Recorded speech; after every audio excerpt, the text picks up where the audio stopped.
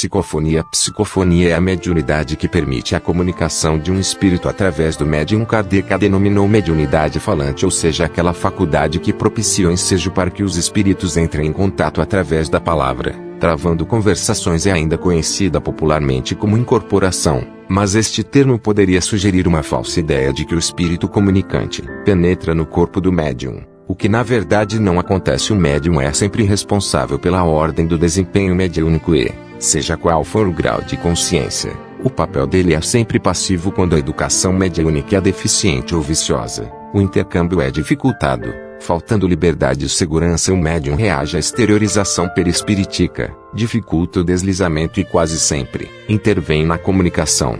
Truncando a ele deve ser o intérprete nesse intercâmbio e, assim, entender o pensamento do espírito comunicante e transmiti-lo sem alteração. As vantagens da psicofonia são muitas. Atualmente, é a faculdade mais encontrada nas práticas mediúnicas, é a porta mais acolhedora e acessível para a manifestação objetiva dos espíritos no plano material. Esta forma de mediunidade é bastante proveitosa, principalmente pela possibilidade de estabelecer o diálogo com o espírito comunicante. Por permitir o diálogo direto, vivo e dinâmico com os espíritos, facilita o atendimento dos que precisam de ajuda ou esclarecimento, possibilitando ainda a doutrinação e consolação dos espíritos pouco esclarecidos sobre as verdades espirituais. A psicofonia é uma das formas mais interessantes e úteis de mediunidade, não só porque nos faculta entendimento direto e pessoal com os espíritos, como também a possibilidade de esclarecermos os espíritos inconscientes, imersos em escuridão mental, e os maldosos, realizando assim um ato de verdadeira caridade espiritual e cooperando com os companheiros que dirigem as organizações assistenciais do espaço dedicadas a esse trabalho. Por meio da psicofonia, o médium,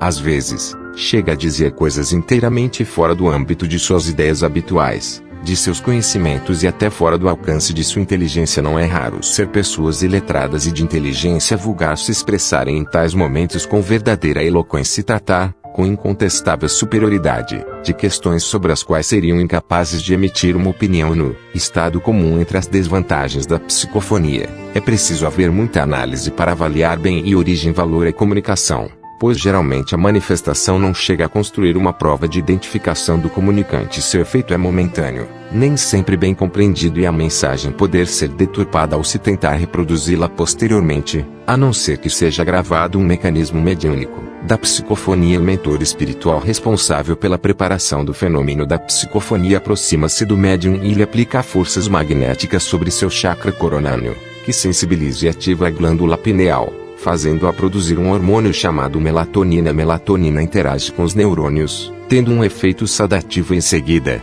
a melatonina é direcionada para a parte do córtex cerebral responsável pela fala e que vai ficar sob seu efeito, ou seja, sedada. Assim, o médium perde o comando sobre os órgãos da fala, permitindo que outro espírito se ligue a este sistema sensitivo e utilize posteriormente. Os espíritos auxiliares aproximam o espírito que irá se manifestar pela psicofonia e fazem a ligação perispiritual aos órgãos sensitivos da fala do médium através do chakra laríngeo. O espírito comunicante temporariamente se apossa do órgão vocal do médium, apropriando-se de seu mundo sensitivo e conseguindo se expressar através da fala. 2. Classificação da psicofonia conforme a mecânica de desprendimento perispiritual que ocorre no processo mediúnico. O médium psicofônico pode ser classificado como consciente, semiconsciente e inconsciente. 2.1 Consciente. A psicofonia consciente é a mais comum entre os médiums psicofônicos. 70% do total nela. Há uma exteriorização do perispírito do médium de apenas alguns centímetros. O espírito comunicante se aproxima do médium sem manter contato perispiritual e transmite telepaticamente as ideias que deseja enunciar. É a mediunidade dos tribunos e pregadores, que manifestam a inspiração momentânea. O espírito emite o pensamento e influir sobre o aparelho fonador do médium,